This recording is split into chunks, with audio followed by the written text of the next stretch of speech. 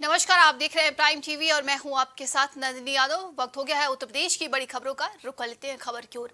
खबर लखनऊ से है, जहां डिप्टी सीएम केशव प्रसाद मौर्य ने आज उत्तर प्रदेश के सभी ग्राम विकास अधिकारियों के साथ बैठक की, जिसमें उत्तर प्रदेश के ग्रामीण इलाकों के विकास की समीक्षा की गई। आपको बता दें, योजना भवन में डिप्टी सीएम केशव प्रसाद मौर्य ने बैठक के बाद मीडिया से बातचीत में बताया कि प्रदेश सरकार गाँव में विकास को रफ्तार देने का प्रयास कर रही है, जिसको लेकर आज प्रगति रिपोर्ट की समीक्षा की गई है। और साथ ही केशव प्रसाद मौर्य ने आजम खां के ठिकानों पर हो रही छापेमारी को लेकर भी कहा कि जांच एजेंसियों ने अपनी रिपोर्ट के अनुसार कार्रवाई की है, इसमें किसी भी विपक्षी राजनेता को दखल नहीं देना चाहिए।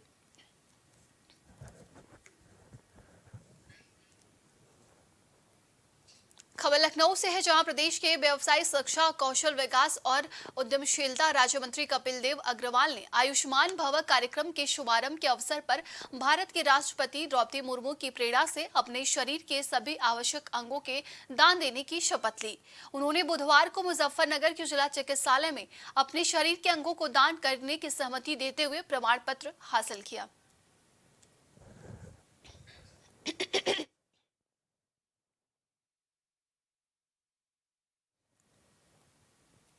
खबर सुल्तानपुर से, जहां पीड़ित राम नरेश त्रिपाठी सभागार में वीडियो कॉन्फ्रेंसिंग के माध्यम से आज आयुष्मान भव अभियान का शुभारंभ किया गया, जिसका शुभारंभ राष्ट्रपति द्रौपदी मुर्मू ने किया। ये एक राष्ट्रव्यापी पहल है, जिसका मकसद हर गांव और कस्बे में स्वास्थ्य सेवाओं को पहुंचाना है। दरअसल प्रधानमंत्री मोदी के जन्मदिन के अवसर पर 17 सितंबर से 2 अक्टूबर तक राष्ट्रव्यापी स्वास्थ्य अभियान चलेगा, जिसके तहत स्वास्थ्य और कल्याण केंद्रों पर आयुष्मान मेले लगेंगे और लोगों के हेल्थ चेकअप भी होंगे। इसके अलावा इस तरह के कई जागरूकता कार्यक्रम और रक्तदान और अंगदान अभियान भी चलाए जाएंगे। माननीय राष्ट्रपति महोदया जी का टेलीकास्ट भी हम लोगों ने दिखवाया और जो कार्यक्रम के सारे घटक हैं वो सारे हम लोगों ने एक्सप्लेन किए हैं। एक तरह से लॉन्चिंग है, कई सारी स्कीम्स इसमें हैं। आयुष्मान कार्ड बनाना, सेवा पखवाड़ा लगाना, सैटरडे संडे में हेल्थ कैंप लगना, वो सारे अभियान का जो भी पार्ट्स हैं हम लोग उसको अच्छे से जनपद में करें, यही सब लोगों को बताया गया है। और आज इस भव्य लॉन्चिंग के साथ इस जनपद में हम लोग इसको स्टार्ट करेंगे, अच्छे से मॉनिटर करेंगे और आशा करेंगे कि हमारा जनपद जो है इस कार्यक्रम है। और एक प्रोग्राम आया हुआ है, घर घर ये चिकित्सा संबंधी सुविधा पहुँचे। ये बहुत ही एम्बिशियस प्लान है ये, और हम सबको मोदी जी का आभारी रहना चाहिए। आगे पूछेगा क्या? खबर रायबरेली से, जहां आम लोगों को स्वास्थ्य के प्रति जागरूक करने के लिए पूरे देश समेत रायबरेली में भी आयुष्मान भव योजना की शुरुआत हो गई है। इसके तहत जहां आयुष्मान मेलों के माध्यम से स्वास्थ्य विभाग आम लोगों को स्वास्थ्य से जुड़ी सरकारी योजनाओं की जानकारी देगा, वहीं पीएचसी और सीएससी पर मुफ्त जांच से लेकर परामर्श और दवाएं अभियान के तहत वितरित होंगी। जिलाधिकारी माला श्रीवास्तव ने जानकारी देते हुए बताया कि 17 सितंबर से 2 अक्टूबर तक चलने वाले इस अभियान के तहत विभिन्न स्वास्थ्य संबंधित कार्यक्रम आयोजित किए जाएंगे। आपको बता दें कि आयुष्मान भव योजना को आज राष्ट्रपति द्रौपदी मुर्मू के हाथों वर्चुअल माध्यम से देश में शुरू किया गया है।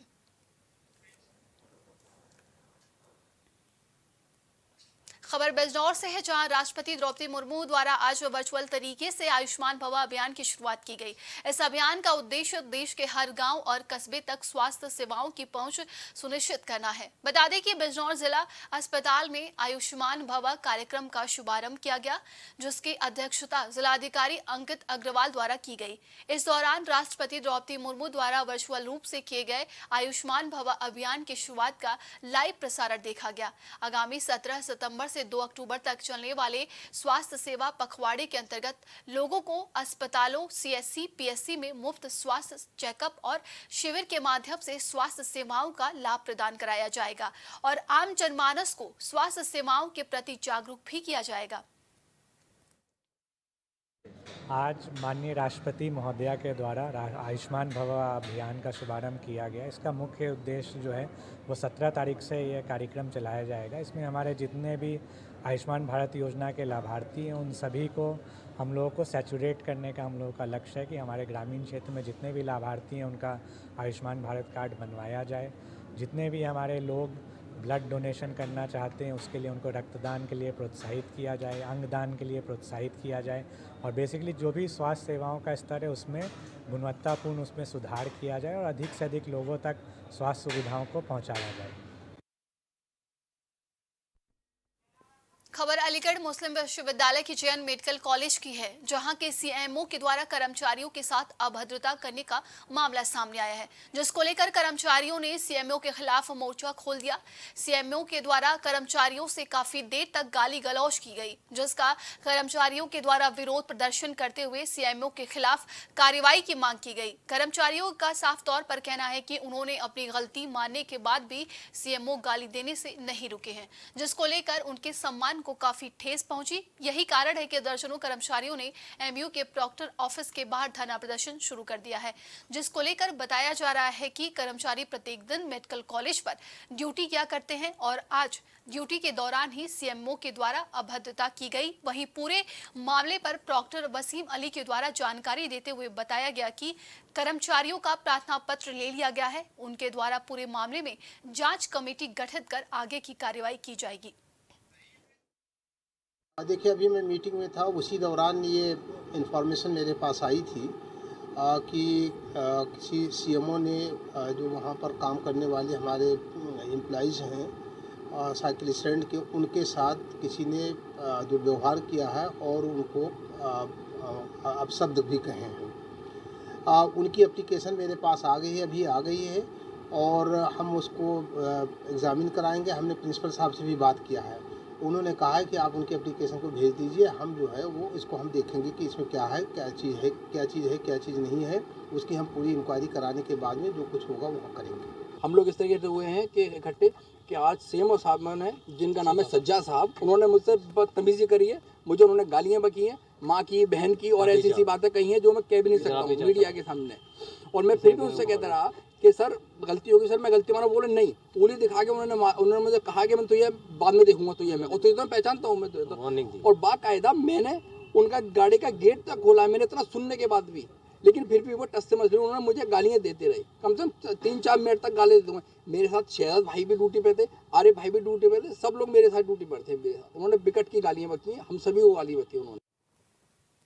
खबर हरदोई से है, जहां उत्तर प्रदेश के मुख्यमंत्री योगी आदित्यनाथ एक और बैठक कर पीडब्ल्यूडी मंत्रालय को बनाई जाने वाली सड़कों की 5 साल की गारंटी देने के निर्देश दे रहे हैं, तो दूसरी तरफ मुख्यमंत्री जी का मजाक बनाया जा रहा है। दरअसल टडियावा विकास खंड के ग्राम कडौना में बन रही सड़क ग्रामीणों के पैर से उखड़ती जा रही है। गांव में बन रही गुणवत्ताहीन सड़क से ग्रामीणों में रोष व्याप्त है। ग्रामीणों ने कहा कि ग्राम कडौना से पचकोहरा जाने वाले मार्ग के निर्माण का काम चल रहा है, लेकिन जो काम कराया जा रहा है उसमें गुणवत्ता के साथ जमकर खिलवाड़ हो रहा है।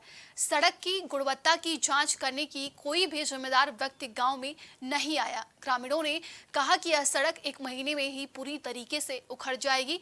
ग्रामीणों ने बताया कि जो सड़क का निर्माण किया गया है वो पैर की रगड़ से ही उखड़ती जा रही है। ग्रामीणों ने घटिया सड़क निर्माण करने वाले ठेकेदार पर कार्यवाही की मांग की है।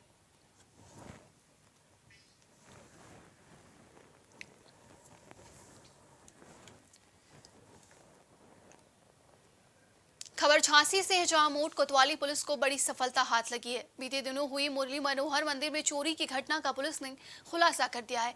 वहीं चोरी हुए चांदी का माल भी पुलिस ने बरामद कर लिया है। बीते दिनों हुई मुरली मनोहर मंदिर में चोरी की घटना का पुलिस अधीक्षक ग्रामीण गोपीनाथ सोनी ने खुलासा करते हुए बताया कि चोरी के बाद मोट पुलिस टीम लगातार चोरों की तलाश में थी। उसी दौरान मुखबिर की सूचना पर पुलिस ने घेराबंदी करते हुए मोट हाईवे कट से चोरी करने वाले व्यक्ति को दबोच लिया। व्यक्ति के पास से चोरी हुए चांदी का माल भी बरामद कर लिया गया, जिसके बाद पुलिस ने आरोपी को जेल भेज दिया है। तो तब से टीमें इसमें गठित की गई थी और इसमें पुलिस को सफलता मिली है।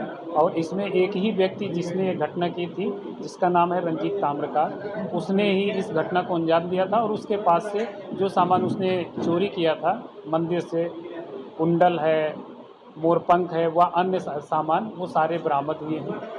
क्यों चोरी की थी? क्या आपराधिक इतिहास है? नहीं, इसका कोई आपराधिक इतिहास नहीं है। क्या वजह रही सर? क्या किस लिए चोरी? वजह जो पूछने भी इसने बताया है और लोगों से ये पता चला कि इसकी एक भाई है जो पैरालिसिस से ग्रसित है, उसके इलाज के लिए वो उतना ही सामान वहाँ से लिया था। वहाँ सोने के सामान भी थे, उसको नहीं लिया था। खबर हरदोई के कटियारी क्षेत्र से, जहां बीते दिनों हरदोई में आई बाढ़ का प्रकोप ग्रामीण झेल रहे हैं। बीते दिनों आई बाढ़ में गांव के बीच बनी पुलिया बह गई और पुलिया बहने से हरदोई के विकासखंड हरपालपुर के 2 गांव नावपुर और दयालपुर के बीच रजबहे पर बनी पुलिया, जो कि नदियों के जलस्तर के बढ़ने और बाढ़ के पानी के तेज बहाव के कारण बह गई थी, जिसकी वजह से इन 2 गाँव सहित कई गाँवों का आपस में संपर्क टूट गया, जिसके चलते बच्चों को जान जोखिम में डालकर स्कूल भी जाना पड़ रहा है। ग्रामीणों की समस्याओं पर प्रशासन अब तक मूक दर्शक बना हुआ है। इस संबंध में अपर जिलाधिकारी प्रियंका सिंह का कहना है कि मामला संज्ञान में आया है और संबंधित अधिकारी को सूचित कर दिया गया है। जल्द ही समस्या का समाधान हो जाएगा। गंभीरी नदी को पार करके दयालपुर ग्राम से आते हैं और 1.5 माह से ये स्थिति बनी हुई है कि लगातार पानी आ जाता है, कभी घटता है कभी बढ़ता है, लेकिन बच्चे स्कूल नहीं आ पा रहे हैं। ये बड़ी समस्या बनी हुई है। यहाँ पर बच्चों के आवागमन के लिए एक बड़े पाइप के साथ पुलिया बनी हुई थी, जो कि टूट गई, बह गई है। अभी प्रशासन से भी कई बार कहा गया, मौखिक रूप से भी, लिखित रूप से भी कहा गया है, लेकिन कोई सुनवाई नहीं हुई है। मेरी प्रशासन से मांग है कि इस नावपुरवा से जोड़ने वाली, दयालपुर और नावपुरवा को जोड़ने वाली भतीजियाँ हैं, पढ़ती हैं नावपुरवा, और यहाँ पर ये दयालपुर की पुलिया जो है नावपुरवा और दयालपुर के बीच में पड़ती है, ये कटी हुई है। इसलिए दयालपुर के जो बच्चे पढ़ते हैं उनको भी बहुत ज़्यादा दिक्कत हो रही है, और नावपुरवा के लोग उधर से इधर नहीं आ पा रहे हैं। दयालपुर के भी बच्चे जाते हैं उधर पढ़ने को, बहुत प्रॉब्लम हो रही है। तो कल बच्चों को गोदी ले लेकर उतारा गया है। उनको दिक्कत होती है पढ़ने लिखने में, और अन्य लोगों को दिक्कत होती है। ये पुलिया हमारी जो पानी आया था वो कट गया, मतलब पैप की मिट्टी हट गई और पैप भी हट गए हैं, इसलिए यहाँ से बच्चों को और अन्य लोगों को दिक्कत हो रही है जाने में। कल तुम लोगों ने कैसे निकाले बच्चे? मैंने गोदी ले लेके, मतलब बच्चों बाढ़ आ जाने के कारण से कट चुकी है। जो बच्चे आते थे इनको बहुत ही दिक्कत का सामना करना पड़ता था। इनकी ना तो मोटरसाइकिल निकल पाती है, ना ही साइकिल निकल पाती है। ये लोग बड़ी ही कठिनाई से वहाँ से, ये तो पैदल ही निकलते हैं, पानी से निकलते हैं। ये लोग, बहुत लोगों को, इन लोगों को दिक्कत हो रही है।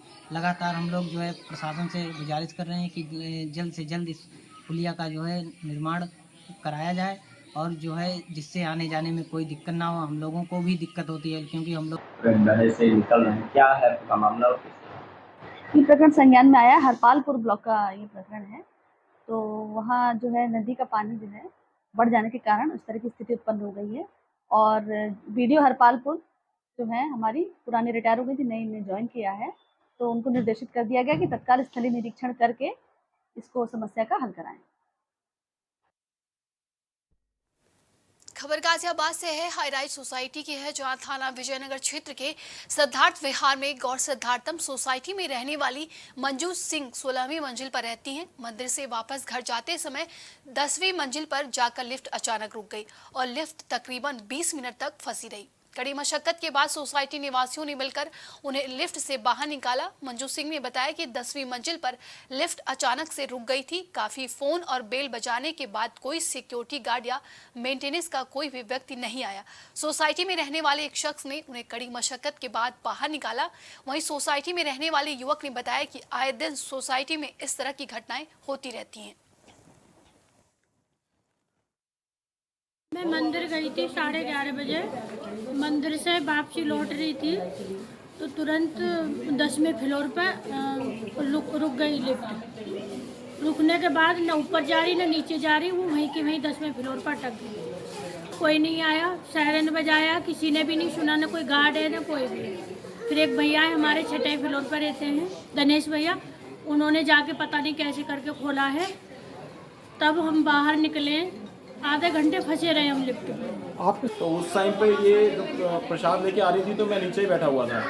तो जैसे ही ये लिफ्ट में गई तो लिफ्ट ऊपर जब 10वें फ्लोर पर रुक गई थी तो वो वहाँ से सायरन कर रहा था, लेकिन यहाँ पे कोई गार्ड उस पर मौजूद नहीं था। उसके बावजूद भी हमने ऊपर सीढ़ी से भाग के ऊपर जाके लिफ्ट को बड़ी मुश्किल से तोड़ा। तो इनके गार्ड के पास ट्रेनिंग भी नहीं थी और उन्होंने उसको गलत चाबी घुमा के उसको बंद कर दिया। फिर कैसे करके बड़ी मुश्किल से खींच तान के उन्होंने उसको खोलने की कोशिश करी है।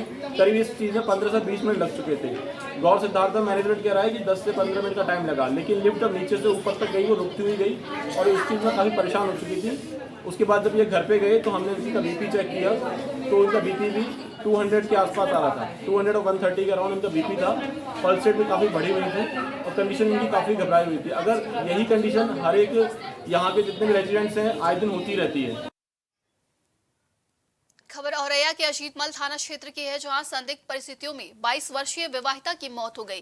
दरअसल 3 साल पहले महिला की शादी हुई थी और पति से उसकी अनबन चल रही थी, जिसके बाद विवाहिता का शव छत से लटकता मिला, जिसके बाद लोगों के द्वारा पुलिस को सूचना दी गई। घटनास्थल पर पहुंची पुलिस और फॉरेंसिक टीम द्वारा सबूत इकट्ठा किए गए और बॉडी को पोस्टमार्टम के लिए भेजा गया है। खबर गाजीपुर से, जहां पुलिस ने मुख्तार गैंग के 3 बदमाशों के खिलाफ कार्रवाई की है। पुलिस ने माफिया मुख्तार अंसारी गैंग के शूटर अफरोज उर्फ चुन्नू, अतौर रहमान उर्फ बाबू और शहाबुद्दीन के खिलाफ कार्रवाई की है।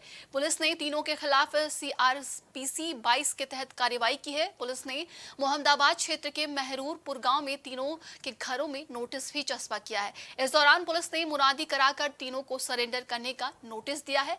मुख्तार गैंग के शूटर अफरोज, अतौर रहमान ने और शहाबुद्दीन इस वक्त फरार चल रहे हैं। थाना मोहम्मदाबाद में एक अभियोग पंजीकृत है 23/23, जिसके 3 अभियुक्त अभी भी वांछित चल रहे हैं। बाकी सभी लोगों की गिरफ्तारी हो चुकी है या वो जेल में है, जिनका रिमांड बन चुका है। जो 3 अभियुक्त अभी बाहर हैं, ये सभी लोग मुख्तार गैंग के सक्रिय सदस्य हैं और उसके अपराधों में सहयोगी भी रहे हैं। कल थाना मोहम्मदाबाद क्षेत्र में उन्हीं के गांव में इनकी 82 की कार्रवाई की गई है, क्योंकि इनमें से 2 अपराधी, एक शहाबुद्दीन है और एक और उसका अताउर रहमान, ये एक बड़ा चर्चित कांड हुआ था, रुंगटा हत्याकांड वाराणसी में। उसी समय से लगातार फरार चल रहे हैं। इनके ऊपर 2-2 लाख का इनाम भी है। एक अभियुक्त अफरोज उर्फ चुन्नू है, वो भी वर्तमान में फरार चल रहा है। वो भी मुख्तार गैंग जो IAS 191 है उसका सक्रिय सदस्य है। इन तीनों की कल 82 की कार्रवाई की गई। अभी के लिए उत्तर प्रदेश की खबरों में बस इतना ही। देश और दुनिया की तमाम खबरों के लिए देखते रहिए प्राइम TV।